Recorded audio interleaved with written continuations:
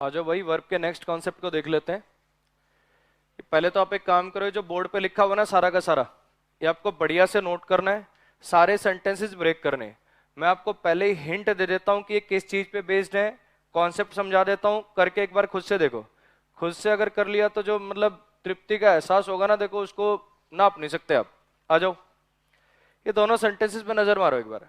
I have given him a book, he did not follow the given instructions. I subject है, have helping verb है, given main verb है। Him indirect object है और book direct object है। He subject है, did helping verb है, not adverb of negation है, follow main verb है। Follow what? इंस्ट्रक्शंस ऑब्जेक्ट हो गया। कौन सी इंस्ट्रक्शंस? Given instructions. ये क्या हो गया? ये हो गया आपके लिए एडजेक्टिव। इतनी कहानी आई समझ में? यहां पर गिवन मेन वर्ब है और यहां पर गिवन एडजेक्टिव है, यानी पास्ट पार्टिसिपल है। लेकिन क्या गिवन की स्पेलिंग में कोई चेंज आया? नहीं आया। वर्ब की तीसरी फॉर्म एडजेक्टिव की तरह से भी काम कर सकती है और वर्ब की तरह से भी काम कर सकती है। जब ये एडजेक्टिव की तरह से काम करती है तो हम इसका नाम पास्ट पार्टिसिपल रख देते हैं। इतनी बात तो सभी जानते हैं। चलो, अब कुछ वर्ब ऐसी होती हैं जिनकी वर्ब की तीसरी फॉर्म में वो कैपेबिलिटी नहीं होती कि वो एडजेक्टिव की तरह से काम कर दे। या आप कह लो, इनके लिए एडजेक्टिव के रूप में जब काम में लेना होता है तो स्पेलिंग हम कुछ अलग लिखते हैं। सिंक, सैंक, संक वर्ब की तीसरी फॉर्म है, लेकिन आप इसको एडजेक्टिव नहीं बना पाओगे। आप ऐसा नहीं लिख पाओगे संक शिप। आपको एडजेक्टिव बनाना है तो आपको लिखना पड़ेगा संकन शिप। ये एडजेक्टिव फॉर्म्स है और ये वाली वर्ब है। ये V1, V2, V3 ऐसे ही ये वाली एडजेक्टिव फॉर्म्स है और ये वर्ब्स है।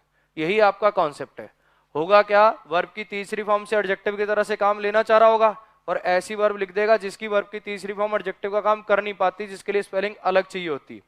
और कई बार क्या होगा, ये वाली स्पेलिंग लिख देगा और चाहिए थी वहां पे वर्ब। इसी बात पे बेस्ड ही एरर्स हैं। एक बार वीडियो को पॉज करके बढ़िया से सारे सेंटेंसेस ब्रेक करके वीडियो को तभी प्ले करेंगे जब ये सारे के सारे आपसे अपने आप हो जाएं।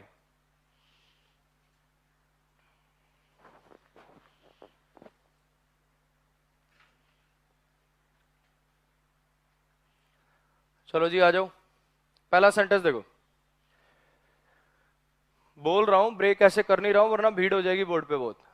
दे सब्जेक्ट है, फाउंड वर्ब है, they found what? Ship. At preposition है, बॉटम इसका ऑब्जेक्ट है और प्रिपोजिशन अटलांटिक ओशियन इसका ऑब्जेक्ट है। अब मैं पूछना चाह रहा हूं, ये जो फाउंड है, फाउंड अगर ये वर्ब हो चुका है तो ये संक वर्ब हो सकता है क्या? पहला लॉजिक। संक अगर वर्ब होता तो क्या इससे पहले आर्टिकल आता? दूसरा लॉजिक। इसका मतलब मुझे यहां पर एक वर्ब की नहीं, मुझे यहां पर रिक्वायरमेंट है एक एडजेक्टिव की। They found a sunken ship. अगर एडजेक्टिव की रिक्वायरमेंट होगी तो फिर क्या लगाना पड़ेगा? संकन लगाना पड़ेगा। कहानी क्लियर? नेक्स्ट पे आ जाओ। लिखने पे ध्यान मत दो, सुनो, बाद में लिख लेना। क्या करना क्या है? संकन काट, संक काट के संकन होगा, संकन काट के संक होगा, गोट काट के गोटन होगा। तो मुझे पता, तुम्हें पता है, समझ लो ना। फिर इसको काट के करने में तो 2 सेकंड लगेंगे। शिप सब्जेक्ट है, हेड हेल्पिंग वर्ब है, ऑलरेडी क्या एडवर्ब ऑफ टाइम है। संकन यहाँ पे मेन वर्ब आनी चाहिए थी। बिफोर कंजंक्शन है, दे सब्जेक्ट है, केम वर्ब है, फॉर प्रिपोजिशन है, हेल्प इसका ऑब्जेक्ट है। एक चीज समझो, यहाँ पे संकन अगर आता तो ये एडजेक्टिव माना जाएगा। अगर ये एडजेक्टिव है तो फिर वो नाउन का है जिसको ये क्वालिफाई कर रहा है। समझ रहे हो क्या कहना चाह रहा हूं? अकेला एडजेक्टिव इंग्लिश ग्रामर में सिर्फ एक ही जगह है जहां आ सकता है, क्या नाम है उसका? Linking verb. और हेड कोई लिंकिंग वर्ब नहीं होती, केवल बी की फॉर्म लिंकिंग वर्ब का काम करती। जानते हैं अपन इतनी बात? तो इसका मतलब यहाँ पे आपको किस चीज की जरूरत है? यहाँ पे आपको मेन वर्ब की जरूरत है। और मेन वर्ब के रूप में स्पेलिंग संकन लिखोगे कि संक लिखोगे? संक लिखोगे जब V3 चाहिए। लो जी, समझ में आ गया? नेक्स्ट। ही सब्जेक्ट है, लॉस्ट वर्ब है। He lost what? क्या घुमा दिया उसने? उसने घुमा दिया शूज। अब सोचो जरा, ये जो गॉट लिखा है वर्ब की रिक्वायरमेंट है क्या मुझे? यहाँ पे वर्ब तो लॉस्ट आ चुकी है। अगर ये वर्ब है तो इससे पहले आर्टिकल कैसे आ रहा है? अगर ये वर्ब है तो इसको क्वालिफाई करने के लिए मतलब ये नाउन को कैसे क्वालिफाई कर रहा? समझना। ही सब्जेक्ट है, लॉस्ट वर्ब है, ही लॉस्ट व्हाट? शूज। कैसे शूज? नए मिले हुए शूज, न्यूली गॉटन शूज।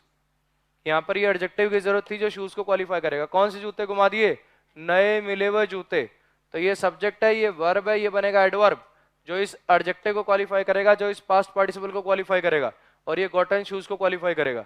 तो यहाँ पे क्या चाहिए आपको? यहाँ पे आपको लिखना पड़ेगा गॉटन। कहानी क्लियर? ये दैट बनेगा रिलेटिव प्रोनाउन।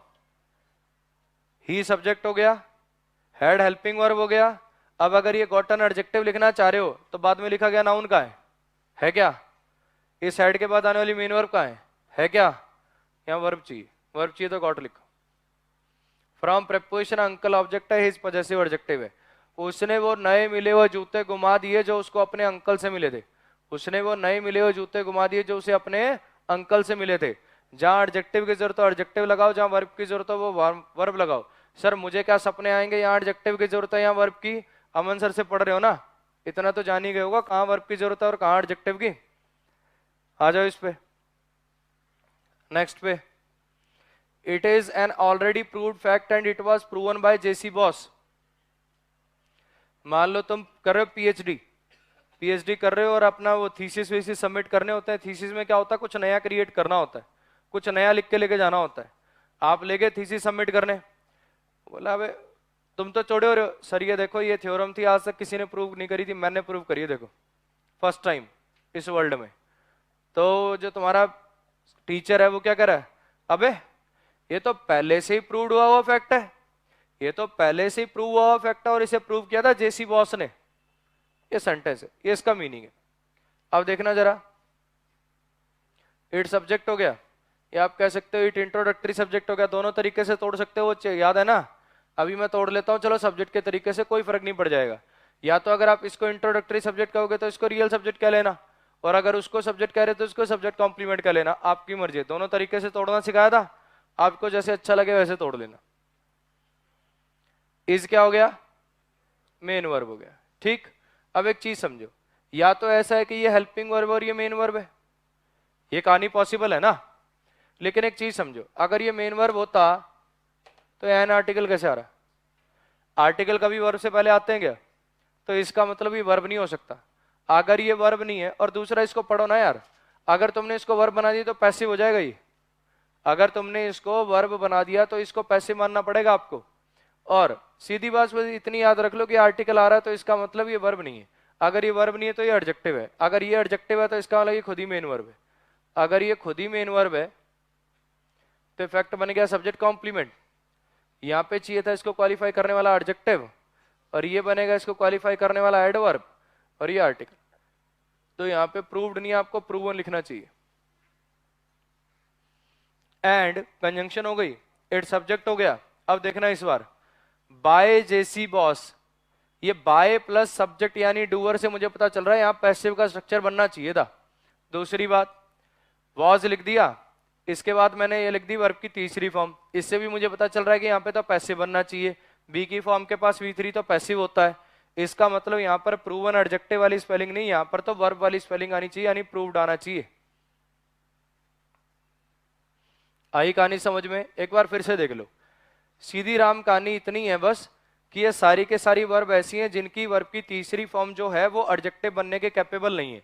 आपको एक और स्पेलिंग लिखनी पड़ती है, अलग स्पेलिंग लिखनी पड़ती है अगर आप उनको एडजेक्टिव की तरह से लिखना चाहते हो तो।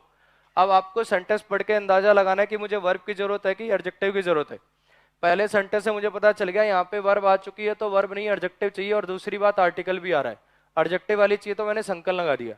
यहाँ पे मुझे पता चल गया हेड के बाद मेन वर्ब चाहिए, दूसरी बात आगे कोई नाउन भी नहीं है कि यहाँ पे एडजेक्टिव की रिक्वायरमेंट हो रही हो, इसका मतलब यहाँ मेन वर्ब की रिक्वायरमेंट है तो संक लगा लिया।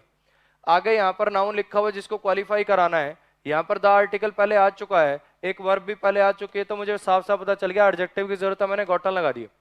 इस साइड पे क्या हो गया, यहाँ पे मुझे पता चल गया आगे कोई नाउन नहीं है, अगर आगे कोई नाउन नहीं है तो एडजेक्टिव की रिक्वायरमेंट नहीं है, हेड के बाद मेन वर्ब की रिक्वायरमेंट है तो मैंने यहाँ पे गॉट लगा दिया। यहाँ पे पहले आर्टिकल आ गया तो इसका मतलब क्या है, इसका मतलब ये कि ये वर्ब नहीं हो सकता, वर्ब नहीं हो सकता तो मैंने इसको एडजेक्टिव बना लिया, प्रूवन बना लिया। यहाँ पे बाय प्लस डूअर से मुझे पता चल गया कि पैसिव वॉइस बनेगी, पैसिव वॉइस बनेगी तो मेन वर्ब चाहिए, मेन वर्ब चाहिए तो मैंने इसको प्रूव्ड लिख दिया। और वैसे बी की फॉर्म प्लस V3 का स्ट्रक्चर बन रहा पैसिव का ही होता। कहानी क्लियर? अब इनको देख लो, इनमें से अगर किसी का मीनिंग नहीं पता दो। सिंक सैंक संक तो मतलब डूबना, समझ ही रहे हो। सिंक और ड्राउन में क्या फर्क होता है भाई? जो नॉन लिविंग थिंग्स होती हैं वो सिंक होती हैं, और जो जिंदा चीजें होती हैं वो ड्राउन होती हैं। कई बार ये भी एरर आता है, बच्चा सिंक हो गया या शिप ड्राउन कर देगा, तो ऐसे भी कई बार एरर आ जाता। ड्राउन वर्ब होती है ना, ड्राउन माने डूबना, वो लिविंग थिंग्स के लिए होता है, और नॉन लिविंग थिंग्स हमेशा सिंक होती हैं। श्रिंक का मतलब होता है सिकुड़ना, कॉटन की कपड़े की शर्ट वर्ट ले लेते हैं ना, सिकुड़ जाती है, तो श्रिंक श्रंक श्रंक यानी सिकुड़ना, और श्रंकर माने यानी सिकुड़ा हुआ, श्रंकन शर्ट।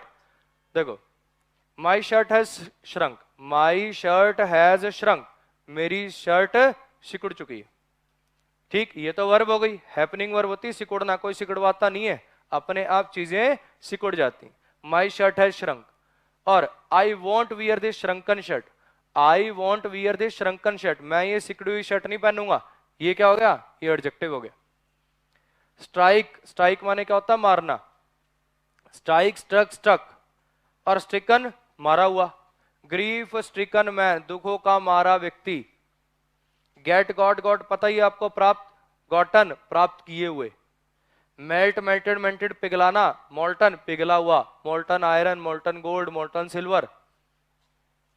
शेव शेव्ड शेव्ड यानी शेव करना, और शेवन शेव हुआ हुआ। मान लो आपके बगल में चोरी होगी, ठीक है, पुलिस वालों ने बुलाया, भी किसी ने चोर को देखा था क्या, तो पड़ोस में एक आंटी है जी मैंने देखा था। अच्छा तो ओलिया बताओ जी उसका कैसा था, स्केच आर्टिस्ट को बुला लिया, स्केच आर्टिस्ट बोला जी कैसा था, मतलब मुंह गोल था, लंबा था, चौकोर था, कैसा था, तो लंबा से मुंह का था। अच्छा ठीक, लंबा सा मुंह बना लिया भाई। फिर कहा जी दाढ़ी कैसी रखता था, दाढ़ी नहीं थी बेटा, उसका ना शेवन फेस था, उसका शेवन फेस था, यानी उसके चेहरे पर दाढ़ी नहीं थी, उसका जो फेस था वो शेव हुआ हुआ था, तो आपको लिखना पड़ेगा शेवन फेस। आगे फेस नाउन लिख रहे हो, एडजेक्टिव चाहिए तो आप लिखो शेवन फेस। और I have shaved, I have shaved my face, यहाँ पे वर्ब चाहिए तो फिर शेव्ड लिखो। कहानी क्लियर। प्रूव माने प्रूव करना, और प्रूवन माने प्रूव हुआ हुआ। ये शेयर वर्ब का मीनिंग होता है भेड़ों की ऊन उतारना, शेयर वर्ब का मीनिंग होता है भेड़ों की ऊन उतारना, और शॉर्न का मीनिंग क्या हो जाएगा, ऊन उतरी हुई भेड़ें जनरली, ठीक है। शॉर्न शीप, ऊन उतरी हुई भेड़ें। He has shared all the sheep, इसका मतलब उसने सारी की सारी भेड़ों की ऊन उतार दी। ये वर्ब है और ये एडजेक्टिव। इतनी कहानी क्लियर। कुछ वर्ब ऐसी होती है जिनकी वर्ब की तीसरी फॉर्म एडजेक्टिव की तरह से काम नहीं कर पाती। अगर आपको एडजेक्टिव की तरह से काम करवाना हो तो स्पेलिंग और लिखनी पड़ती है। अब इनको बढ़िया से नोट कर लो, मिलते हैं नेक्स्ट कॉन्सेप्ट के साथ।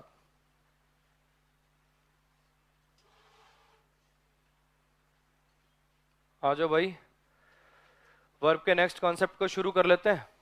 आप एक काम करो, सारे के सारे सेंटेंसेस बढ़िया बढ़िया साफ साफ अपना नोट कर लो, ठीक, फिर मैं इसको डिस्कस कर देता हूं।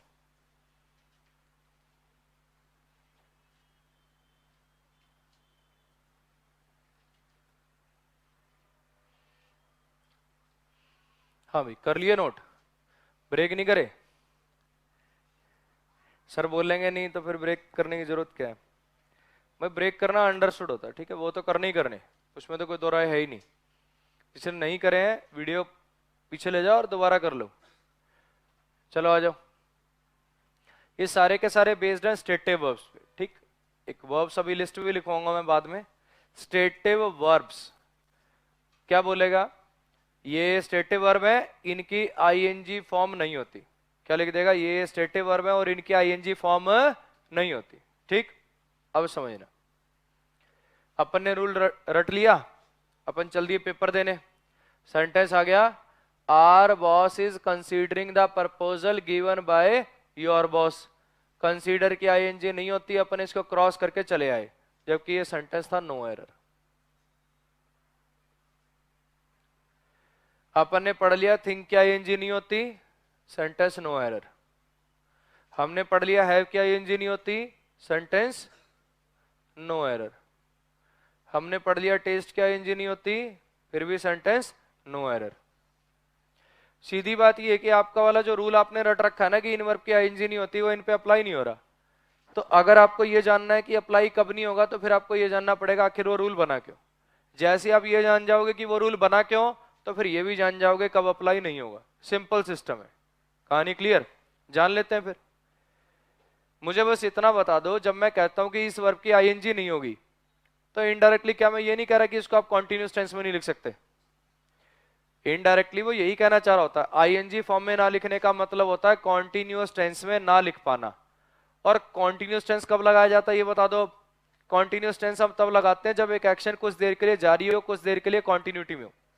फिर से समझ लो, जब आप किसी वर्ब को आईएनजी में लिखते हो तो इसका मतलब आप कहना चाह रहे हो आपने उसको कॉन्टिन्यूस टेंस में लिखा, और कॉन्टिन्यूस टेंस हम तब लगाते हैं जब कोई एक्शन कुछ देर के लिए जारी हो। अब सोचो अगर कोई ऐसा एक्शन होता हो जिसके अंदर कोई ऐसा कॉन्टिन्यूस प्रोसेस होता ही ना हो, जिसमें टाइम लगता ही ना हो, जैसे खेलना टाइम लगता है, हाँ कि ना? 7 बजे खेलने जाओ, हो सकता है 9 बज जाए, 10 भी बज जाए। आई एम प्लेइंग, टाइम लगेगा, एकदम सही है। आई एम रीडिंग, रीड करने में भी टाइम लगता। I am studying, I am dancing, सब में टाइम लगता। लेकिन कुछ ऐसे एक्शन होते हैं जो मेंटल स्टेट से करे जाते हैं जिसके अंदर टाइम कंज्यूम नहीं होता। अगर कोई ऐसा एक्शन लिख दो जिसमें टाइम ही कंज्यूम नहीं हो रहा, तो क्या कभी उस एक्शन को कंटिन्यूस टेंस में लिख पाऊंगा? नहीं लिख पाऊंगा। यही गेम है, बस इतनी गेम है। इसीलिए इनको बोलते हैं स्टेटिव वर्ब। एक होती है डायनामिक वर्ब जो एक्शन को दिखाती है, जैसे अपने क्लासिफिकेशन पढ़ी ना, active, passive, transitive, intransitive, regular, irregular. ऐसी आज नई क्लासिफिकेशन पढ़ने की नौबत आ गई अपने को, और वो क्या है? स्टेटिव और डायनामिक। स्टेटिव का मतलब स्टेट यानी अवस्था को बताना, डायनामिक यानी एक्शन को दिखाना। अगर कोई ऐसी वर्ब हो जिसके अंदर काम तो हो रहा है लेकिन वो ऐसा काम है जिसमें टाइम कंज्यूम नहीं होता, स्टेट से होता है, दिमाग से होता है, या अवस्था बताने के काम आती है वर्ब, तो उस केस में उसकी आईएनजी फॉर्म नहीं हो पाएगी। इतनी कहानी क्लियर? बस यही कॉन्सेप्ट है। अगर आप सेंटेंस को पढ़ो, आपको लगता है कि हाँ सर यहाँ पे तो एक्शन हो रहा है, अगर एक्शन हो रहा तो आईएनजी सही है, और अगर आपको लगता है कि एक्शन नहीं हो रहा तो आईएनजी गलत है। इतनी सी बात है, कोई रूल रट्टे बिठाने की जरूरत नहीं। फिर भी मैं आपको वर्ब की लिस्ट लिखवाऊंगा। क्यों लिखवा रहा हूं? ताकि आपको पहचानना आसान हो जाए। अब कॉन्सेप्ट हो जाएंगे दुनिया जान के। अगर मैं वर्ब लिख के आपको याद करा दूंगा तो जैसी वो वर्ब आएगी आपको पता चल जाएगा, अरे यार शायद वो वाला एरर आया होगा। पेपर में आपके लिए आइडेंटिफिकेशन उस एरर का थोड़ा सा आसान हो जाएगा अगर आपने वो चीज पढ़ रखी होगी। समझ में आई इतनी बात? चलो आ जाओ जरा अब इस पे। बिल्कुल आसान सा कॉन्सेप्ट है। The Hindus are considering the Ganga holy river. क्या मतलब है इसका? हिंदू जो हैं गंगा को होली रिवर मानते हैं। मुझे बस इतना बताओ, क्या मानने में टाइम कंज्यूम होता है? ये मार्कर है, कल से हम इसको होली मान लेंगे। ठीक, यहाँ पे एक फ्रेम बनवा लेता हूँ, उसमें इसको लगवा देता हूँ। क्लास में आया करूंगा, पहले 2 मिनट अपन धूप बत्ती करेंगे, मौन व्रत रखेंगे, फिर क्लास शुरू करेंगे। मानने में कुछ टाइम कंज्यूम होता है क्या? कोई कुछ भी मान लेता आजकल दुनिया में। और पीके मूवी में तुमने देखा भी होगा, जैसे पत्थर रख देता, तिलक लगा देता है, वहां मंदिर क्रिएट हो जाएगा एक दिन में। ठीक है, तो समझना कि मानने में टाइम कंज्यूम नहीं होता। अगर मानने में टाइम कंज्यूम नहीं होता तो आप इस वर्ब को आईएनजी फॉर्म में नहीं लिख पाओगे। आपको लिखना पड़ेगा द हिंदूज कंसीडर। इसको प्रेजेंट इंडेफिनिट में ले जाओ। ठीक, इसको प्रेजेंट इंडेफिनिट टेंस में ले जाओ, इसको फैक्ट बना लो या हैबिचुअल एक्शन बना लो। हिंदू गंगा को होली रिवर मानते हैं। कहानी क्लियर?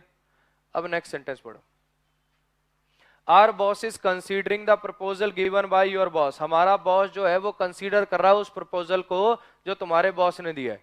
यहां कंसीडर का मतलब मानना है क्या?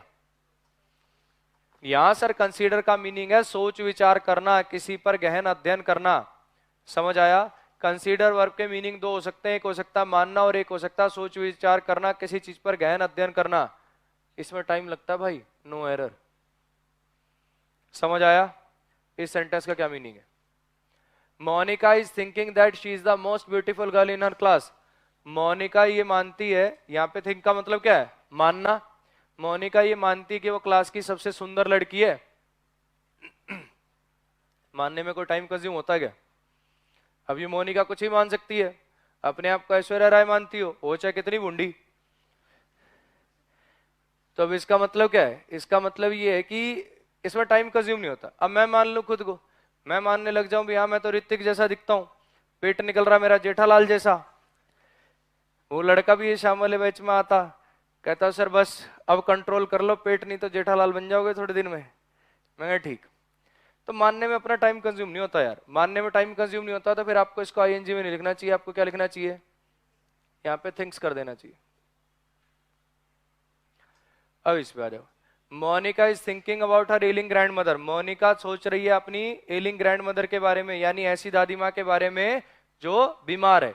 अब दादी आईसीयू में है, बेचारी मोनिका बाहर बैठी है, दादी को लीवर मिलेगा कि नहीं मिलेगा, कि दादी कहीं चली जाएगी, परेशान है बेचारी। सुबह सोचने बैठी थी, शाम हो गई, टाइम कंज्यूम हो गया, नो एरर। मुकेश अंबानी के पास 5 बंगले और 20 गाड़ियां हैं। पोजेशन बनाना, अधिकार बनाना है, कोई कॉन्टिन्यूटी दिखानी है क्या? किसी एक्शन की कॉन्टिन्यूटी दिखानी है क्या? काटो इसको, इंडेफिनिट में ले आओ, हैज लगाओ। यहाँ हैव मत लगा देना, कहीं सर आपने थिंकिंग को काट के थिंक किया है, कंसीडरिंग को काट के कंसीडर किया, तो हैविंग को काट के हैव कर दूं। हैव प्लूरल के लिए आता है, अंबानी सिंगुलर है। ठीक, कितना भी रईस हो जाएगा, हैव नहीं लगवा पाएगा अपने साथ, हैज ही लगेगा। I am having dinner right now, so please call me later. अभी मैं खाना खा रहा हूं, बाद में फोन करना। यहाँ पे हैव का मतलब क्या है? यहाँ हैव का मतलब पोजेशन, और यहाँ हैव का मतलब है खाना। ये डायनेमिक है, ये स्टेटिव है। समझ में आ गया? टाइम लग गया, नो एरर। ये जो केक है ना, ये बुरा टेस्ट कर रहा है। ये जो केक है ये बुरा टेस्ट कर रहा है, तो तुम्हें इसे नहीं खाना चाहिए। अब केक के टेस्ट बुरा करने में कोई टाइम कंज्यूम होता है क्या? कोई एक्शन है यहाँ पे? दौड़ना, चलना, सोना, टाइम कंज्यूम होता है यार उसके अंदर। ये केक बुरा टेस्ट कर रहा है, टाइम कंज्यूम होगा इसमें? नहीं होगा, तो फिर आईएनजी मत लगाओ, चुपचाप टेस्ट कर लो इसको। कहानी क्लियर?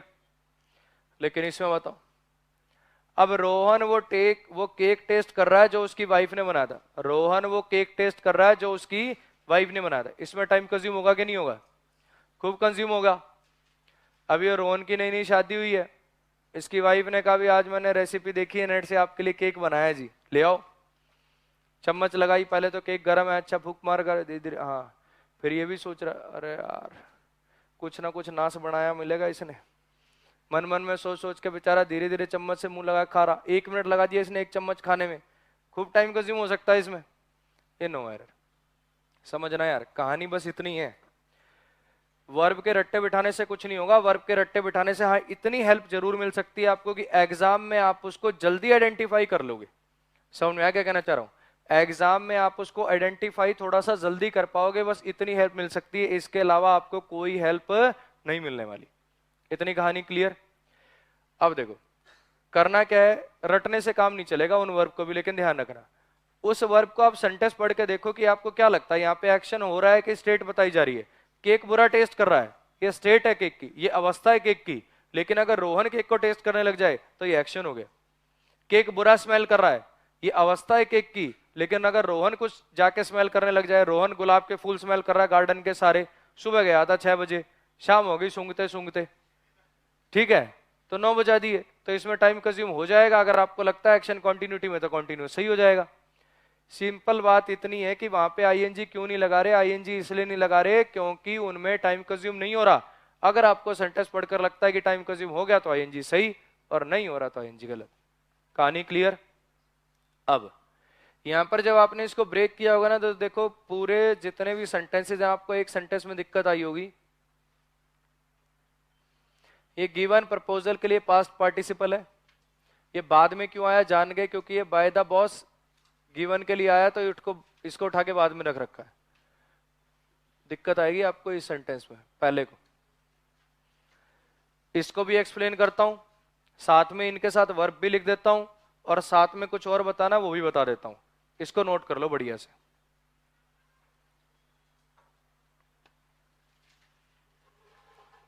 आ जाओ भाई, अब उस सेंटेंस को देख लेते हैं। थोड़ा सा नया कॉन्सेप्ट होगा। उस सेंटेंस को देखने से पहले ना आप एक काम करो, आप इन सारे के सारे सेंटेंसेस को एक बार पढ़ लो बढ़िया से, और इनको ब्रेक करने की कोशिश करो। सही गलत से मतलब नहीं है। एक बार आप वीडियो को पॉज करके इन सारे के सारे सेंटेंसेस को ब्रेक करके दिखाओ एक बार। प्रेसिडेंट था भाई।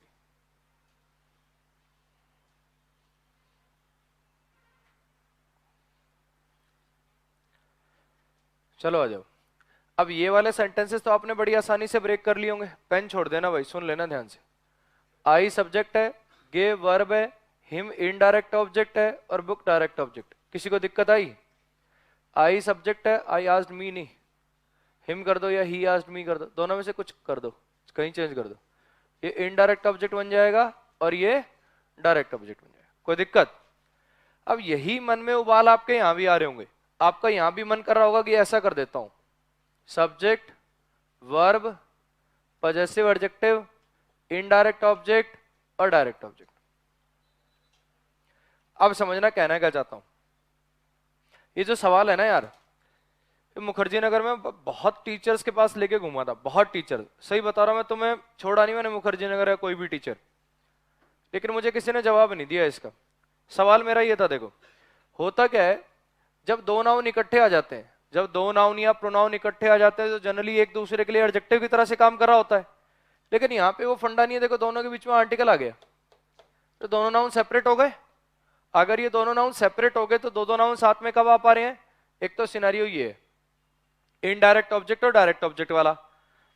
अब जैसे मैंने आपको सब्जेक्ट कॉम्प्लीमेंट पढ़ाया था, ऐसी एक टर्म होती है ऑब्जेक्ट कॉम्प्लीमेंट। सब्जेक्ट कॉम्प्लीमेंट कौन कौन बन सकते हैं? नाउन बन सकता है, प्रोनाउन बन सकता है और एडजेक्टिव बन सकता है। ऐसे ही ये जो नाउन प्रोनाउन एडजेक्टिव होते हैं ना, ऑब्जेक्ट कॉम्प्लीमेंट भी बन जाते हैं। और नाउन प्लस में नाउन उस केस में भी आ सकता है। समझ में आया? ये बेसिकली ऑब्जेक्ट और ऑब्जेक्ट कॉम्प्लीमेंट ही है। तो आखिर मैं कैसे पहचानूंगा, आखिर मैं कैसे पहचानूंगा कि ये ऑब्जेक्ट प्लस ऑब्जेक्ट कॉम्प्लीमेंट का पेयर है कि इनडायरेक्ट ऑब्जेक्ट और डायरेक्ट ऑब्जेक्ट का पेयर है? सवाल आया समझ में?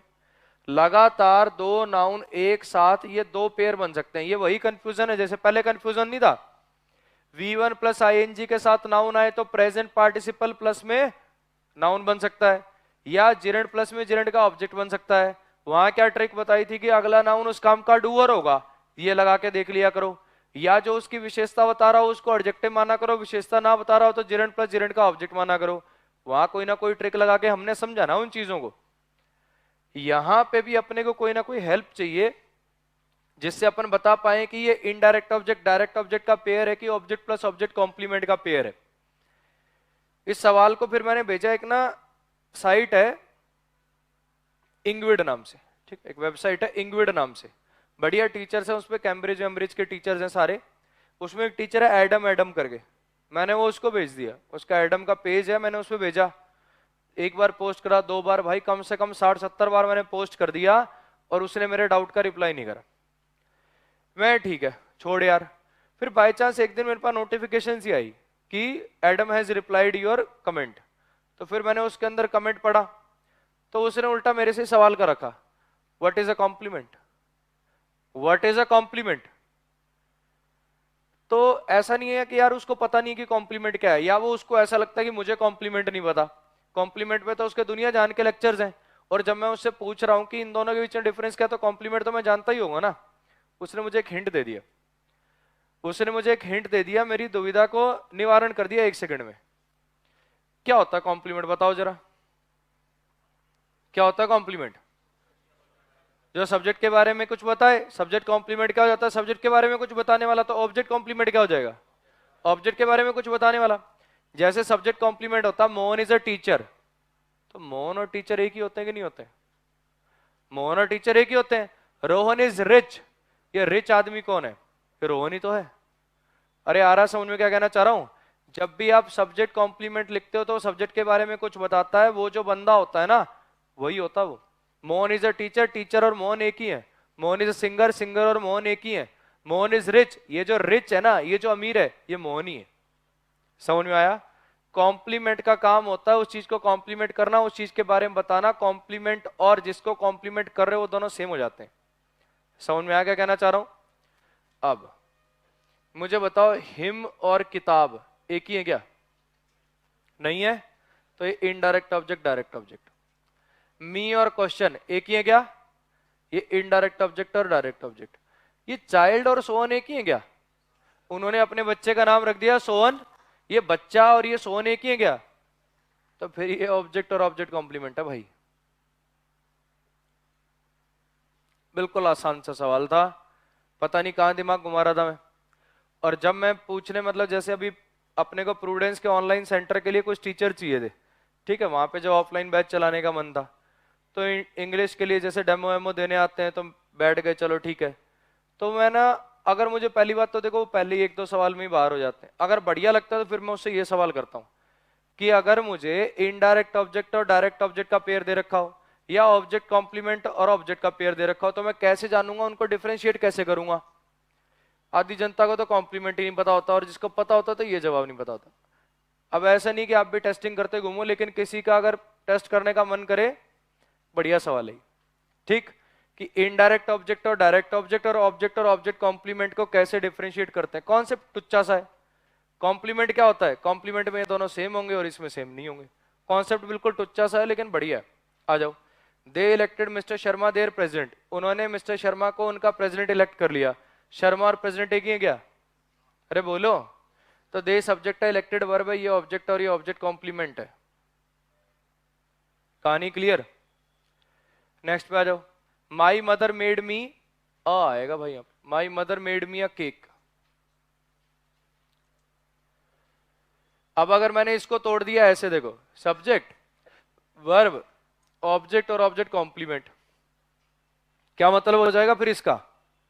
मेरी माँ ने मुझे केक बना दिया, मतलब तेरे को चढ़ा दिया ओवन में और उसको 10 मिनट के लिए चला दिया, केक बन गया तेरा। वे दोनों सेम हो सकते हैं क्या? सोचो जरा एक बार, हो सकते हैं कभी? तो फिर ये क्या है? इनडायरेक्ट ऑब्जेक्ट और डायरेक्ट ऑब्जेक्ट। कहानी क्लियर? इस पे आओ। माई mother made me a successful man, मेरी माँ ने मुझे कामयाब आदमी बना दिया। एक ही है क्या दोनों? तो फिर ये ऑब्जेक्ट है और ये ऑब्जेक्ट कॉम्प्लीमेंट है, ये इसको क्वालिफाई करने वाला एडजेक्टिव है। और ये ऑब्जेक्ट कॉम्प्लीमेंट का काम एक एडजेक्टिव भी कर देता, ध्यान रखना। आप ऐसा भी लिख सकते हो, माई मदर या हिज मदर, या ऐसा लिख दो, रेगुलर एक्सरसाइज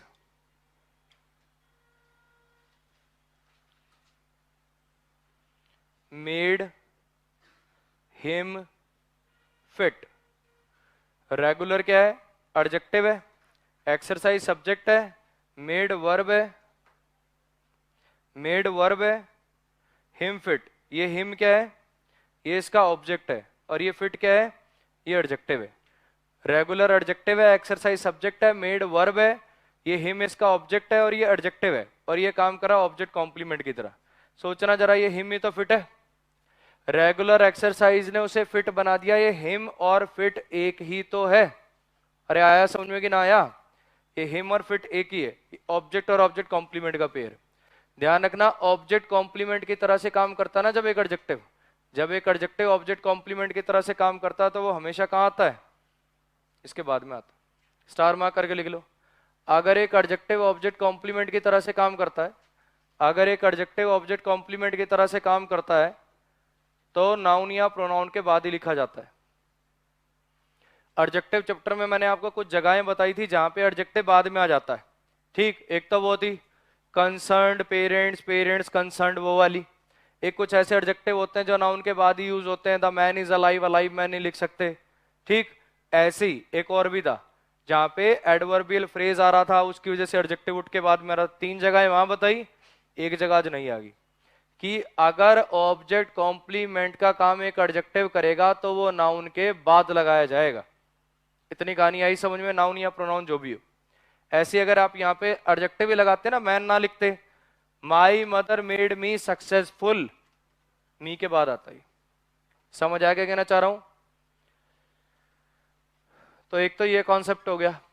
तो इस बार क्या हो जाएगा मुझे बताओ, गंगा और होली रिवर एक ही है क्या? देखो कई बार तो ये मामला बिल्कुल आसान होता है। अब तुम्हें पता है कि ये दोनों की दोनों नॉन लिविंग थिंग्स है, और इनडायरेक्ट ऑब्जेक्ट डायरेक्ट ऑब्जेक्ट में तो क्या होता है, यहाँ ह्यूमन बीइंग होता है और यहाँ पे थिंग होती है। समझ आया? तो ये तो वो वाला पेयर हो ही नहीं सकता इनडायरेक्ट ऑब्जेक्ट और डायरेक्ट ऑब्जेक्ट किसी भी कीमत पे। ये तो 100% ऑब्जेक्ट और ऑब्जेक्ट कॉम्प्लीमेंट ही होगा।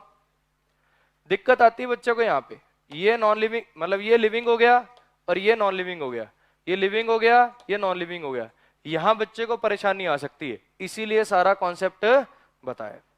इस सेंटेंस को देख लो, having a lot of money does not guarantee happiness, having a lot of money does not guarantee happiness. इसको देखो जरा,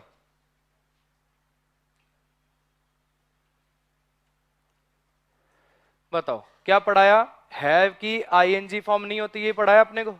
हैव की आईएनजी फॉर्म नहीं होती कब? जब उसका मीनिंग हो अधिकार बनाना, पोजीशन बनाना। यहां मनी को खा रहे हो क्या? मनी को खा रहे हो क्या? अधिकारी तो बना रहे हो। अगर अधिकार बना रहे हो तो आईएनजी नहीं होनी चाहिए, जबकि ये नो एरर है। ऐसा कैसे? ऐसा इसलिए कि यहां पे ये वर्ब नहीं है, यहां पे जिरंड है, सेमी वर्ब है। Having what? मनी, ये इसका ऑब्जेक्ट है। अ लॉट ऑफ ना ये डिटर्मिनर होता है भाई, क्वांटिटी बताने के काम आता। अ लॉट ऑफ, इसको आगे मत तोड़ देना यार, ए आर्टिकल है, लॉट ये वो ऐसे मत करना इसके साथ। अ लॉट ऑफ पूरा एक के साथ रखा करो। A lot of books, a lot of pen, ऐसे करिए, पूरा इकट्ठा रखा करो इसको। एडजेक्टिव कह दोगे, क्वांटिटेटिव एडजेक्टिव तो कोई फर्क नहीं पड़ जाएगा। डज हेल्पिंग वर्ब है, नॉट एडवर्ब ऑफ नेगेशन है, गारंटी मेन वर्ब है, और हैप्पीनेस इसका ऑब्जेक्ट। इतनी कहानी क्लियर? तो यहां पे स्टार मार्क करके एक बात और लिख दो कि स्टेटिव वर्ब को अगर सेमी वर्ब की तरह से यूज ले लिया जाए, स्टेटिव वर्ब को जिरण बना के लिख दो, चाहे स्टेटिव वर्ब को अगर जिरण बना के यूज ले लिया जाए, स्टेटिव वर्ब्स को अगर जिरण बनाकर यूज ले लिया जाए तो उनकी आईएनजी फॉर्म सही हो सकती है। स्टेटिव वर्ब्स को अगर जिरण बनाकर यूज ले लिया जाए, स्टेटिव वर्ब्स को अगर जिरण बनाकर यूज ले लिया जाए तो उनकी आईएनजी फॉर्म सही हो सकती है। स्टेटिव वर्ब्स को अगर जिरण बनाकर यूज ले लिया जाए तो उनकी आईएनजी फॉर्म सही हो सकती है। समझ में आ गया? आप इसको बढ़िया से नोट कर लो, फिर मैं क्या करूंगा, वो वर्ब्स लिखवा देता हूं आपको, स्टेटिव वर्ब्स, और एक कहानी सुना के उसको याद भी करा देता हूं। इसको नोट कर लो।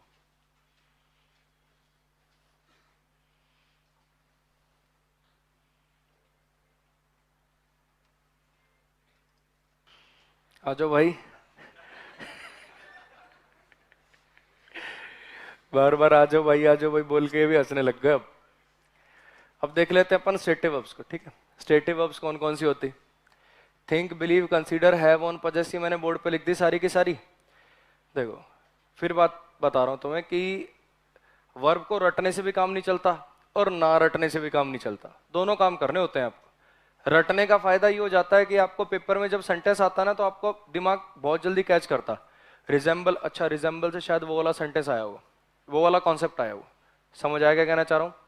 रिजेंबल वर्ब पे अगर एरर आएगा ना तो दो टाइप का एरर आ सकता है, या तो ये वाला या फिर प्रीपोजिशन चैप्टर का एक एरर होता है कि रिजेंबल के साथ विद नहीं आता।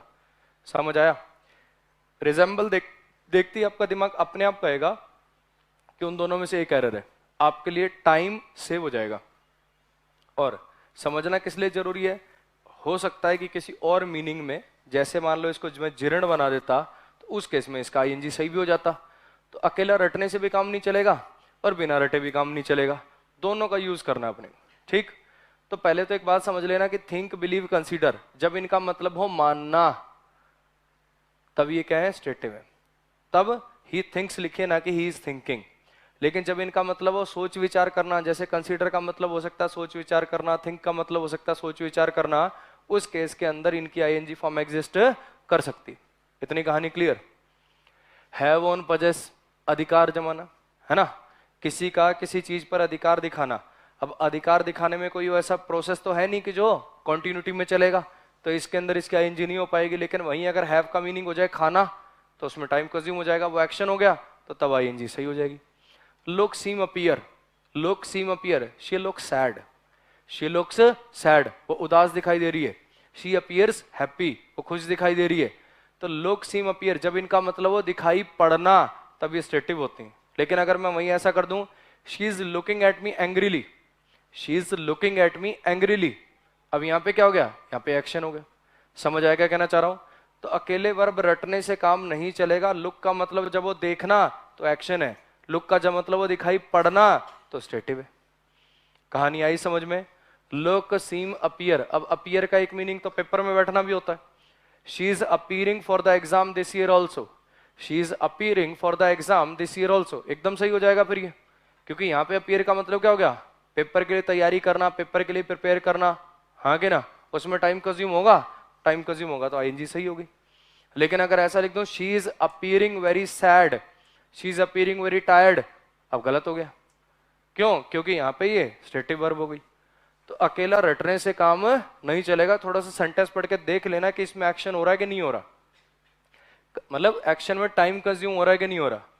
कंसिस्ट, कंटेन, कंप्राइज, किसी का किसी चीज में होना। This box contains sweets prepared by my mother, लिखूं कि this box is containing, this box contains, इस डिब्बे में मिठाइयां हैं। इसमें कोई ऐसा एक्शन नहीं है इस बात में जो कॉन्टिन्यूटी में रहे, तो फिर यहाँ पे आपको दिस बॉक्स कंटेन्स स्वीट्स लिखो, ना कि this box is containing sweets. Feel, smell, taste, sound. अब ये फील, आइस फील्स कोल्ड, बर्फ ठंडी होती है, आइस फील्स कोल्ड, इसका ऐसा लिख दूं क्या, बर्फ, आइस इज फीलिंग कोल्ड, ऐसा लिख दें? नहीं लिख पाओगे, क्यों, इसमें कोई ऐसा एक्शन नहीं हो रहा। लेकिन अगर मैं वही कह दूं the doctor is feeling his pulse, the doctor is feeling his pulse, अभी एक्शन हो गया, समझ में आया, तब इसका आईएनजी सही हो जाएगी। स्मेल का मतलब स्मेल आना भी होता है और स्मेल का मतलब स्मेल करना भी होता है। This cake is smelling very bad, गलत हो गया, दिस केक स्मेल्स बैड। लेकिन अगर तुम कुछ स्मेल करने लग जाओ, Rahul is smelling all the flowers of this garden, अब सही हो गया।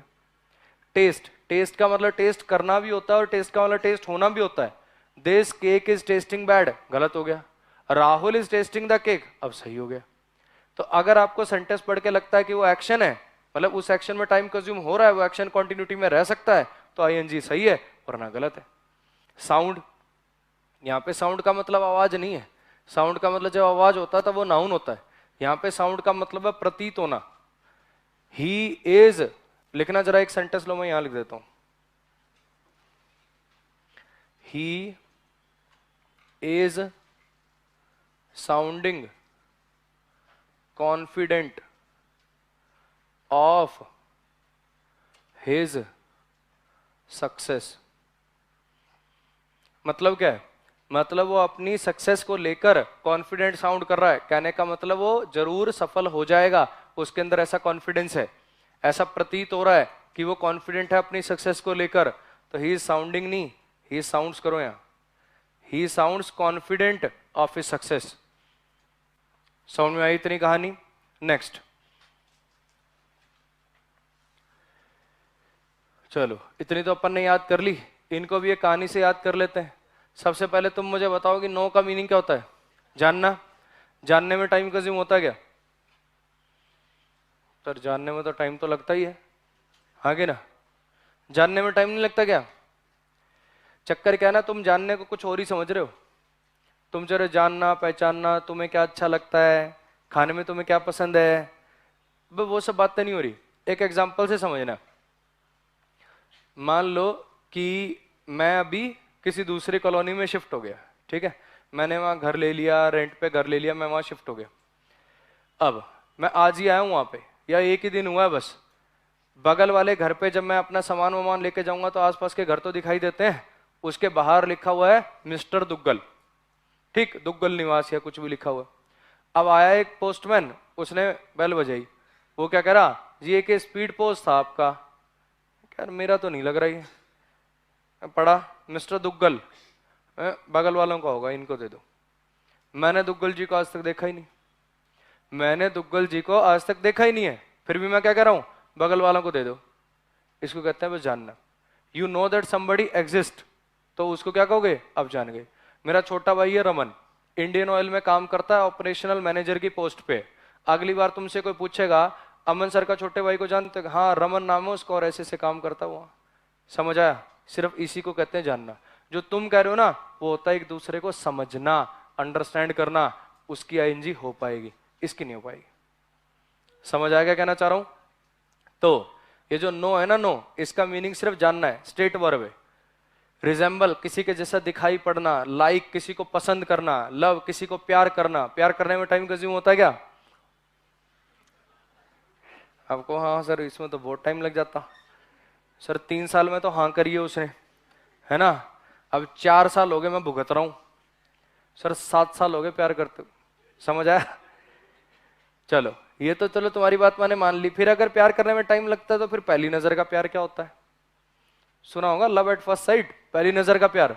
अगर टाइम कंज्यूम होता ही है तो फिर पहली नजर में प्यार कैसे हुआ? स्टेट वर्ब, ये भी स्टेट वर्ब है। प्यार करने में टाइम कंज्यूम नहीं होता। इतनी कहानी क्लियर?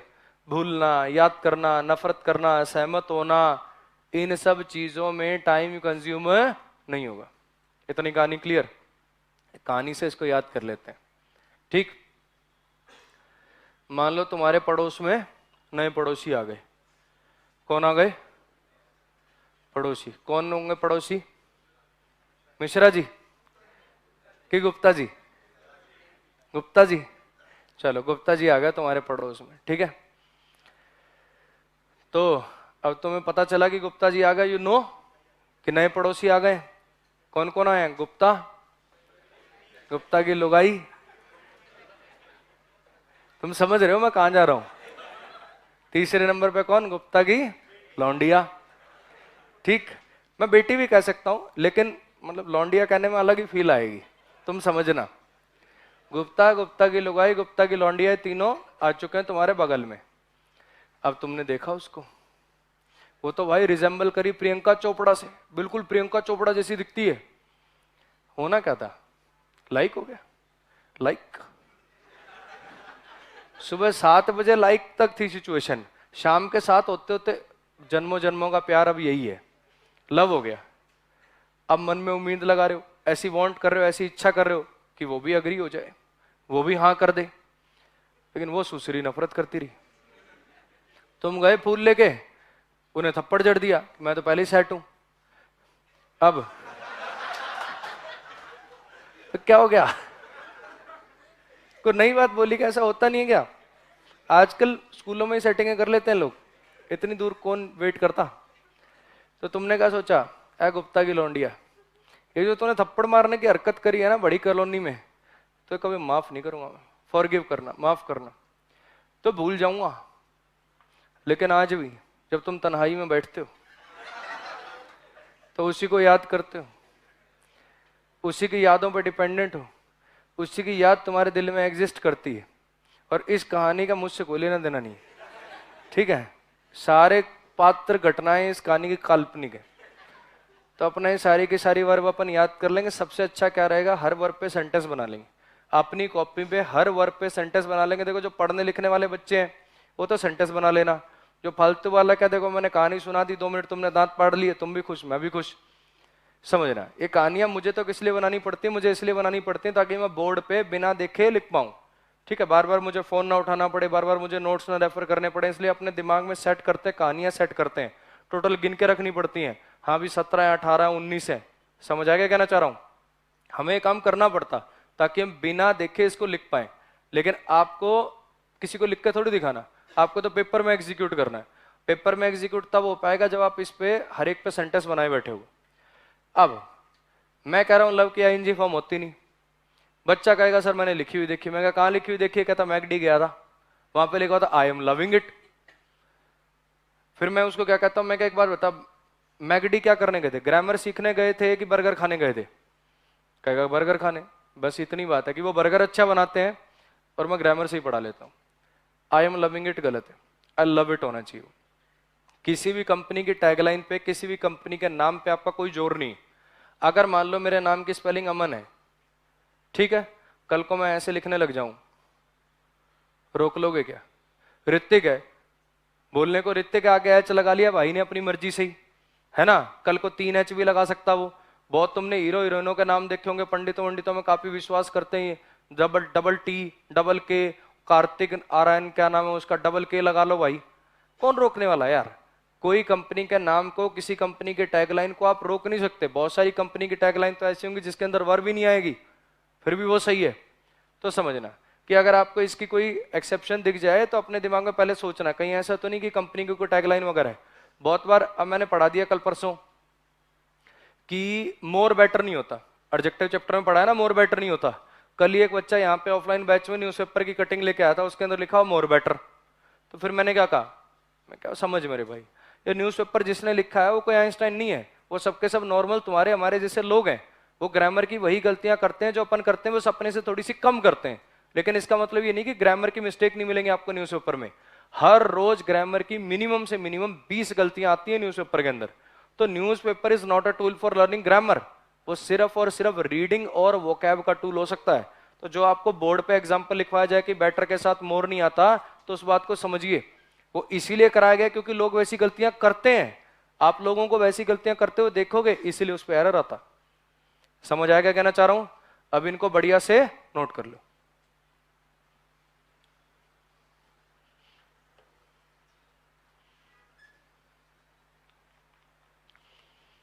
अब इन सेंटेंसेस को देख लेते हैं। पहले आप एक काम करो, सारे के सारे सेंटेंसेस जो हैं बोर्ड पे लिखे हुए इनको बढ़िया से नोट कर लो साफ साफ, और हर सेंटेंस को ब्रेक कर दो। ठीक है, ये 3 ये हो गए और 3 ये हो गए। इन सारे के सारे सेंटेंसेस को ब्रेक करके दिखा दो।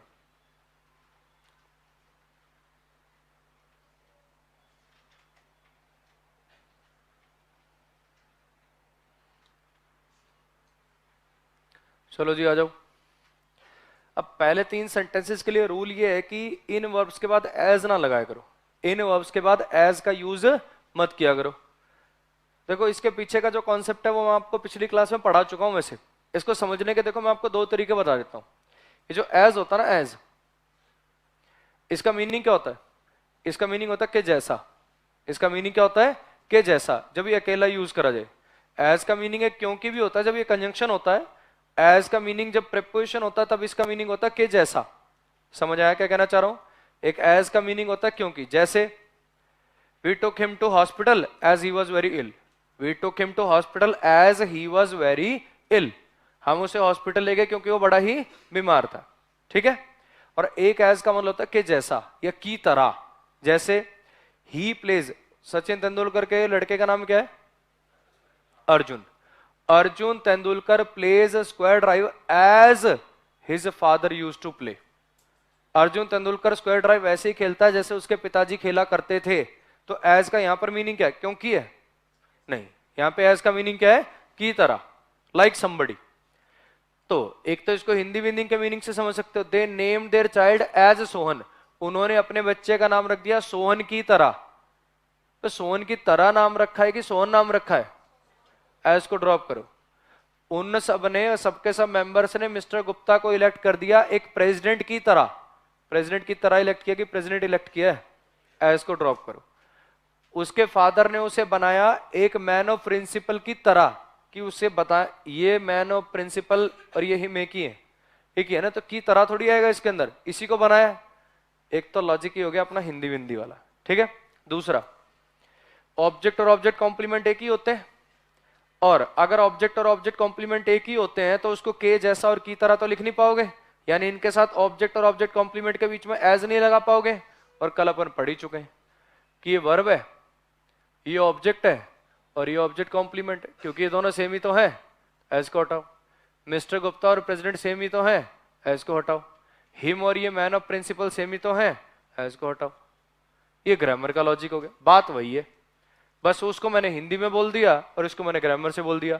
ऑब्जेक्ट और ऑब्जेक्ट कॉम्प्लीमेंट एक ही होते हैं। अगर एक ही होते हैं उसको के जैसा, मैं खुद को कहने लग जाऊं अमन अमन के जैसा है, नहीं कह पाऊंगा ना। इसका मतलब क्या है कि आप इसमें और इसमें कंपैरिजन नहीं कर सकते। क्यों नहीं कर सकते? क्योंकि ये दोनों एक ही है। कभी खुद का खुद से कंपैरिजन होता है क्या? जैसे आपको करवाया था बोला sentences, Mohan is taller than anybody in his class, anybody else लिखना पड़ता है। क्यों? क्योंकि अगर एक नाउन की तुलना एक ग्रुप से करोगे, वो नाउन उस ग्रुप का भाग नहीं होना चाहिए, वरना तुलना खुद से ही हो जाएगी। क्या मैं खुद से लंबा हो सकता हूं? क्या मैं खुद से स्मार्ट हो सकता हूं? तो अगर ये दोनों सेम ही है, गुप्ता और प्रेसिडेंट एक ही है, तो इनमें कंपैरिजन कैसे हो सकता है? अगर चाइल्ड और सोहन एक ही है तो इनमें कंपैरिजन कैसे हो सकता है? एज का काम क्या है? कंपैरिजन करना। समझ में आई इतनी बात?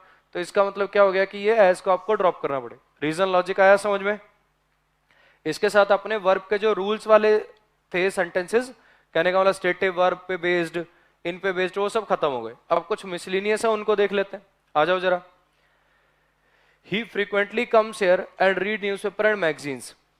ही सब्जेक्ट है, फ्रीक्वेंटली एडवर्ब ऑफ फ्रीक्वेंसी है, कम्स वर्ब है, हेयर एडवर्ब ऑफ प्लेस है, एंड कंजंक्शन है, रीड वर्ब है, न्यूज़पेपर और मैगजीन दोनों एंड कंजंक्शन से जुड़े हुए हैं, रीड वर्ब के ऑब्जेक्ट है।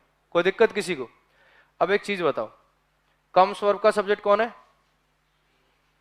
और इस रीड वर्ब का सब्जेक्ट भी कौन है? जब एंड कंजंक्शन से दो वर्ब जोड़ी जाती हैं और दोनों का सब्जेक्ट एक ही होता तो दो दो बार लिखने की जरूरत नहीं होती। अगर ही सब्जेक्ट है तो यहां पे वर्ब सिंगुलर आएगी कि प्लूरल आएगी? सिंगुलर आएगी। तो रीड्स लिखो, रीड्स। पढ़ने सुनने में रीड देखो कितना अच्छा लगा होगा।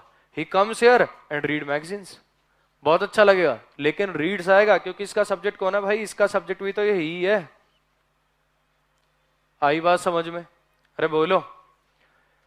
He has and will help us again, so you should not worry. मान लो कि आपके घर में कोई विपदा आ गई, या घर में फादर की तबीयत ज्यादा खराब हो गई, फादर आईसीयू में है, पैसों की जरूरत है ऑपरेशन वगैरह कराने के लिए। तो माँ परेशान हो रही है कि पैसे वैसे कहाँ से आएंगे, ये है वो है। तो तुम कह रहे हो मामा जी से ले लेंगे ना। तो क्या मामा मदद नहीं करेगा यार, पिछली बार दिए तो थे उसने पैसे। तो तुम क्या कह रहे हो? ही हैज, वो हमारी मदद कर चुके हैं और दोबारा भी करेंगे, तो तुम्हें परेशान होने की जरूरत नहीं। ही सब्जेक्ट हो गया, हैज हेल्पिंग वर्ब हो गई, एंड कंजंक्शन है, विल हेल्पिंग वर्ब है, हेल्प मेन वर्ब है, ये ऑब्जेक्ट है, अगेन एडवर्ब ऑफ फ्रीक्वेंसी है, सो कंजंक्शन है, यू सब्जेक्ट है, should helping verb, not adverb of negation, और वरी क्या हो गया, मेन वर्ब। अब मैं कहना ही चाह रहा हूं हैज और विल दो हेल्पिंग वर्ब आपने लगाई और दोनों के लिए एक मेन वर्ब लगा दी हेल्प। हैज हेल्पिंग वर्ब और विल हेल्पिंग वर्ब दोनों का काम आप चलाना चाह रहे हो हेल्प मेन वर्ब से। ये हैज है, इसके बाद वर्ब की तीसरी फॉर्म आती है, ये मॉडल है, इसके बाद वर्ब की बेस फॉर्म आती है। क्या दोनों का काम वर्ब की बेस फॉर्म से चलेगा? तीसरी लिख दूंगा तो ये मॉडल नाराज हो जाएगा, और अगर बेस फॉर्म लिख दूंगा तो ये हैज नाराज हो जाएगा। दोनों को अलग अलग देनी पड़ेगी। यहाँ पे क्या लिखना पड़ेगा? यहाँ पे लिखना पड़ेगा हैज हेल्प्ड। कई बार ना हम ये कॉमन वॉमन करने के चक्कर में, सेंटेंस को कॉन्ट्रैक्ट करने के चक्कर में गलत कर बैठते हैं। ध्यान रखना, दो हेल्पिंग वर्ब तभी कॉमन करना जब उनके आगे सेम वर्ब की फॉर्म आती हो। यहाँ पे अगर कैन लिखा होता ना, he can and will help us, वो कर सकता है और करेगा, एबिलिटी है उसमें करने की और वो करेगा भी। जरूरी नहीं है ना कि एबिलिटी हो तो भी करे। मान लो मेरे पास पैसा है, मेरे पास एबिलिटी है मदद करने की, हो सकता है मैं किसी की ना करूं। समझ आया? He can and will help us, वो कर सकता है और करेगा, फिर तो हेल्प सही हो जाता। दोनों के दोनों मॉडल है, दोनों के बाद आप लगा सकते हो, कोई दिक्कत नहीं है। अरे आया समझ में क्या कहना चाह रहा हूं? अगर दोनों आपने हेल्पिंग वर्ब ऐसी लगा दी जिनके बाद मेन वर्ब अलग अलग फॉर्म की आती है, तो आपको अलग अलग फॉर्म में ही लिखनी पड़ेगी। You don't have any other solution. आगे बात समझ में? दे सब्जेक्ट है, बिगिन वर्ब है, सिंगिंग जिरंड है, इसका ऑब्जेक्ट है, और सिंगिंग अ सॉन्ग ये ऑब्जेक्ट ऑफ जिरंड है। सेमी वर्ब है, अर्ध वर्ब है, अपना ऑब्जेक्ट रख सकता। एज सुन एज कंजंक्शन है, सिंबली है। अरे हाँ कि ना, इस वर्ब के लिए आया ये, सून एडवर्ब है। दे बिगिन सिंगिंग कब? As soon as he entered the class, he subject है, एंटर्ड वर्ब है, और क्लास इसका ऑब्जेक्ट। कहानी क्लियर? अब यहाँ पे एक बात पहले भी बता रखी, देखो दोबारा देख लो। एंटर से वट का रिप्लाई तो नहीं है सर क्लास, एंटर से वट का रिप्लाई तो नहीं है सर क्लास, फिर ये ऑब्जेक्ट कैसे हो गया? बहुत सारी ऐसी वर्ब हैं जिनमें वट का रिप्लाई नहीं निकलेगा, जैसे एंटर हो गई, रीच हो गई, इसमें वेयर के रिप्लाई निकल रहे होंगे, लेकिन फिर भी आपको इसको ऑब्जेक्ट ही मानना पड़ेगा। सोच यार, ये नाउन है, द आर्टिकल लगा हुआ है, क्या मान लूं? और इसको नाउन ही मानोगे तो इसको ऑब्जेक्ट मानना पड़ेगा। एंटर और रीच वर्ब ट्रांजिटिव होती है, ध्यान रखना। एंटर और रीच वर्ब ट्रांजिटिव होती है, इनके बाद इनके ऑब्जेक्ट आते हैं, भले ही वो आपको वट के रिप्लाई नहीं लगेंगे, लेकिन वो होंगे ऑब्जेक्ट ही। अब begin, began, begun, begin, began, begun, ये तो वर्ब की तीसरी फॉर्म है। क्या वर्ब की तीसरी फॉर्म बिना हेल्पिंग वर्ब के आती है? नहीं। तो फिर यहां पे क्या लगाएं बोलो? यहां पे हैड बिगन कर दें क्या? Had begun, as soon as, ये दोनों काम साथ में हो रहे हैं, ये वाला काम और ये वाला काम साथ में हो रहा है। अगर ये पास्ट इंडेफिनिट में है तो वो भी किस में आएगा? पास्ट इंडेफिनिट में आएगा। तो यहां पे बिगिन बिगैन कर दो, इसको बिगैन, यू काट के ए कर दो। साउंड में आया क्या कहना चाह रहा हूं? एज सुन एज से मुझे पता चल गया दोनों काम साथ में हो रहे हैं, आगे पीछे नहीं हो रहे। ऐसा नहीं हो सकता ये प्रेजेंट में हो जाए, ये पास्ट में हो जाए, दोनों का टेंस बिल्कुल सेम आएगा।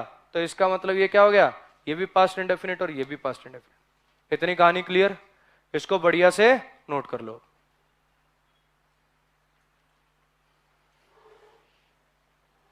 आ जाओ भाई, अब इन सेंटेंसेस को देख लेते हैं। आप ये सारे के सारे सेंटेंसेस बढ़िया से नोट कर लो, ब्रेक कर लो और एरर ढूंढने की कोशिश करो। हिंट क्या है?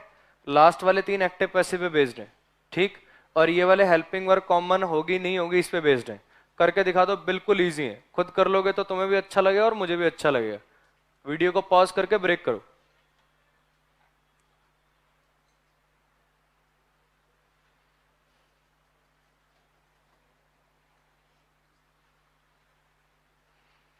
चलो जी आ जाओ। पहला आई सब्जेक्ट है, एम हेल्पिंग वर्ब है, वॉचिंग मेन वर्ब है, एंड कंजंक्शन है, एम हेल्पिंग वर्ब है, एंजॉइंग मेन वर्ब है, और मैच इसका ऑब्जेक्ट है। दोनों वर्ब का, वॉचिंग का और एंजॉइंग का, दोनों वर्ब का सब्जेक्ट आई है, दोनों प्रेजेंट के कॉन्टिन्यूस टेंस में, दोनों का ऑब्जेक्ट ही मैच है। ये एंड कंजंक्शन से एक्चुअली आपने यहाँ पे ये 2 वर्ब जोड़ रखी है, वॉचिंग और एंजॉइंग। 2 बार हेल्पिंग वर्ब लिखने की जरूरत नहीं। जब दोनों का टेंस एक है, दोनों के बाद सेम आईएनजी फॉर्म आती है, दोनों का सब्जेक्ट एक है, तो 2 बार लिखें क्यों? कहानी क्लियर? अब इस पे आओ। आई सब्जेक्ट है, एम मेन वर्ब है, वेल एडजेक्टिव है, काम सब्जेक्ट कॉम्प्लीमेंट है, एंड कंजंक्शन है, एम हेल्पिंग वर्ब है, रेस्टिंग मेन वर्ब है, एट प्रीपोजिशन है, होम ऑब्जेक्ट है, माई पजेसिव एडजेक्टिव। इस बार एम कॉमन होगा क्या? नहीं हो पाएगा। बोलने सुनने में आपको बहुत अच्छा लगेगा अगर आप इस एम को उड़ा दो तो, लेकिन वो गलत हो जाएगा, क्योंकि यहां पे एम मेन वर्ब है और यहां पे एम हेल्पिंग वर्ब है।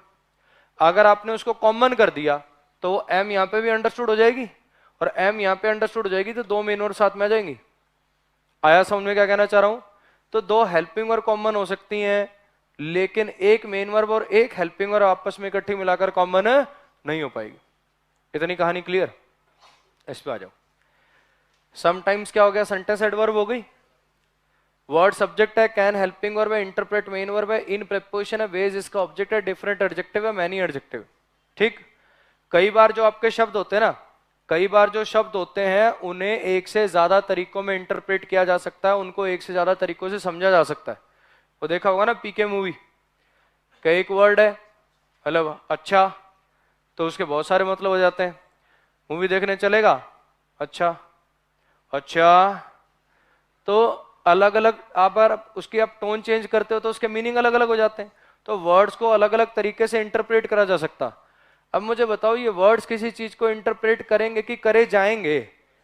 वर्ड्स किसी को इंटरप्रेट करते हैं कि वर्ड्स को इंटरप्रेट किया जाता है?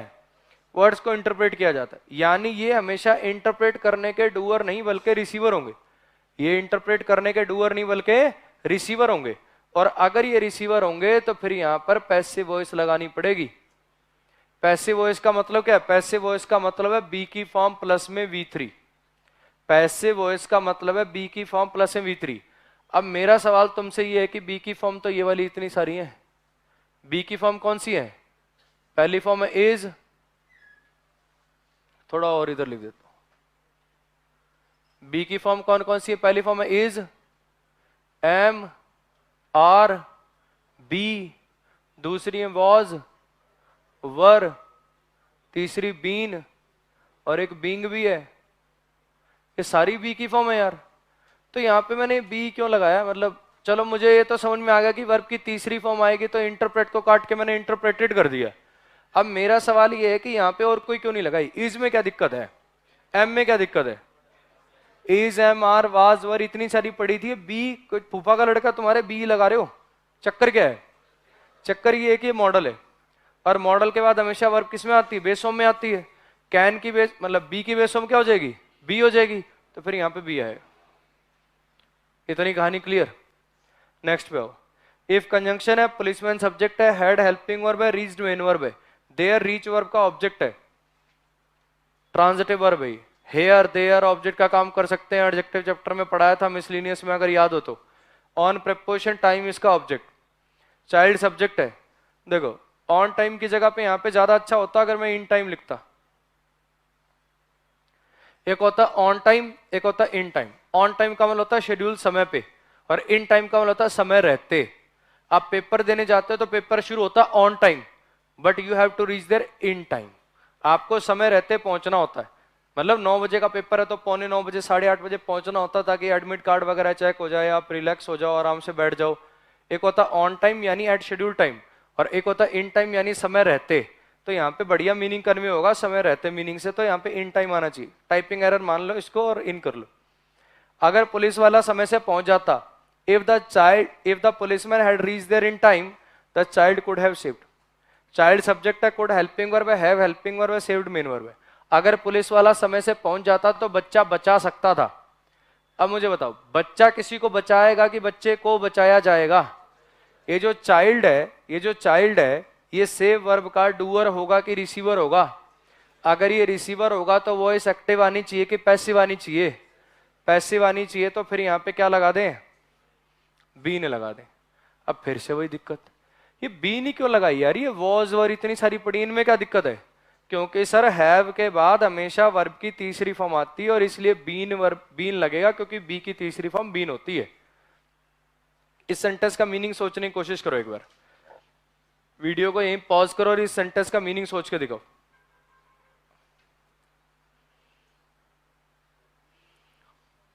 सोच लिया? He does not process the application timely. He doesn't process the applications timely. वो एप्लीकेशंस को टाइमली प्रोसेस नहीं करता। मान लो कोई बंदा बिजली बोर्ड में काम करता है, आप मीटर कनेक्शन लगवाने के लिए देके जाते हो उसके पास कि जी हमने नया नया घर खरीदा यहाँ पे और हमें मीटर लगवाना है। अगर वो 2 ही दिन में या 7 दिन में जितना भी सरकारी टाइम होता है, अगर उतने दिन में वो मीटर लगा देगा तो क्या तुम उसे रिश्वत दोगे? कभी भी नहीं दोगे। तुम्हें ऐसा लगेगा इनका काम है, कर रहे हैं, काहे की रिश्वत। लेकिन अगर मान लो वो नॉर्मल टाइम है 7 दिन का, 10 दिन नहीं आया, कोई बहाने मार रहा है जी हमारे तो ये जेई गए हुए हैं और ये है वो फलाना दिगड़ा, फिर तुम क्या कहोगे? सर ले लो माया पानी, करवा दो जल्दी। तो he does not process the applications timely. He is subjected as helping verb and not adverb of negation है, process main verb है, applications इसका ऑब्जेक्ट है, timely adverb of time है, so conjunction है, people subject है, should helping verb है, be helping verb है, bribed main verb और him इसका ऑब्जेक्ट है। वो एप्लीकेशंस को टाइमली प्रोसेस नहीं करता, क्यों? ताकि लोगों को रिश्वत दी जाए कि लोग रिश्वत दें। ये जो लोग हैं इनको रिश्वत दी जाएगी कि लोग रिश्वत देंगे? ये जो लोग हैं ये रिश्वत देने के डूअर होंगे कि रिसीवर होंगे? डूअर होंगे। अगर ये डूअर होंगे तो वो इस एक्टिव आनी चाहिए कि पैसिव आनी चाहिए?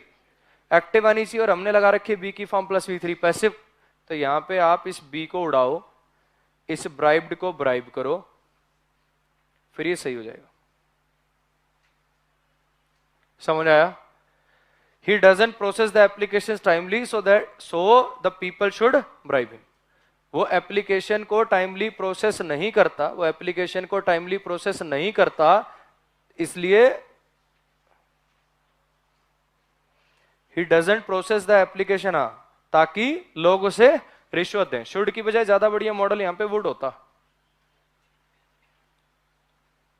शुड से तो मीनिंग ही कुछ और निकल जाएगा। शुड से मीनिंग निकल जाएगा कि वो टाइम से एप्लीकेशन को प्रोसेस नहीं करता, इसलिए लोगों को उसे रिश्वत देनी चाहिए। देनी चाहिए नहीं, ताकि लोग उसे रिश्वत दें, so the people would bribe him. Would लिख लो, ज्यादा अच्छा रहेगा। अभी इससे अगला चैप्टर मॉडल ही आना, पता लग ही जाएगा शुड वुड के अंदर क्या डिफरेंस होते हैं, कब कौन सा यूज करना होता। ठीक, तो ये कुछ सेंटेंसेस हो गए अपने।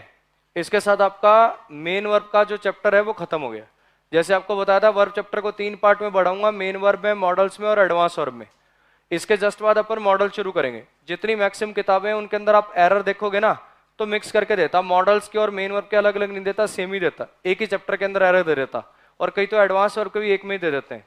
तो जब आप प्रैक्टिस वगैरह करेंगे, जैसे आपको दे रखी है प्रिंट टू पैरामाउंट की पीडीएफ दे रखी है, मिरर ऑफ कॉमन एरर्स की पीडीएफ दे रखी है, वहां से जब आप प्रैक्टिस करेंगे तो ध्यान रखेंगे अगर उसमें कोई एडवांस वर्ब का तो आपका कॉन्सेप्ट आगे चल के आएगा। ये वर्ब देख लो, इसके बाद अगला चैप्टर मॉडल्स देख लो, 2-3 वीडियोस होंगी, उनको कंबाइन करके फिर आप अपना प्रैक्टिस सेट से वो मतलब मिरर ऑफ कॉमन एरर और उसकी पीडीएफ से उसको लगा लेना। ठीक है, तो इसको नोट कर लो। बस इसके साथ मेन वर्ब चैप्टर खत्म हो गया, मिलेंगे मॉडल्स के साथ।